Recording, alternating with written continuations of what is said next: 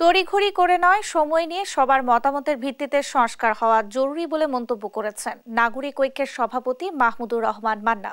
দুপুরে রাজধানীর তোপখানা রোডে গণতন্ত্র মঞ্চ আয়োজিত সংবাদ সম্মেলনে এই মন্তব্য করেন তিনি। বলেন 13টি সংস্কার কমিশন কাজ করছে, তবে তারা কতটা সংস্কার করবেন ও গতি কেমন হবে সেটাও সরকারকে দেখতে হবে। কমিশন রিপোর্ট আসার আগেই কাঠামো তৈরি করে ফেলা হচ্ছে, এটা দেশের জন্য ভালো কিছু বয়ে আনবে না বলেও মন্তব্য করেন তিনি। মান্না বলেন, কাউন্সিলরদের আবারও সক্রিয় করার বিষয়টি গিভ অ্যান্ড টেকের মতো হচ্ছে।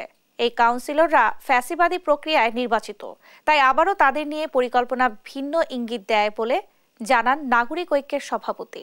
এই প্রশাসনের মধ্যে গুণগত কোনোই রূপান্তর হয়নি। এখানে অতীতের স্বৈরাচারের দাপাদাপি আছে এবং সেগুলো চিহ্নিত, কিন্তু তারপরে সরকার কোনো ব্যবস্থা নিতে পারেনি।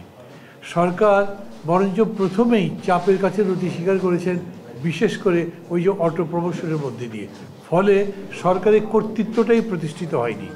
আমরা এটা নিয়ে উদ্বিগ্ন আছি, আমরা আমাদের কথার মধ্যেও সেটা বলেছি, কিন্তু আমরা এটা মনে করি এখনও সময় আছে, এটা সংস্কার করা সম্ভব, পুনর্গঠন করা সম্ভব এবং একটা গণতন্ত্রের উত্তরণের উপযোগী যে নির্বাচন আমরা চাই সেরকম প্রশাসন নির্মাণ করা সম্ভব।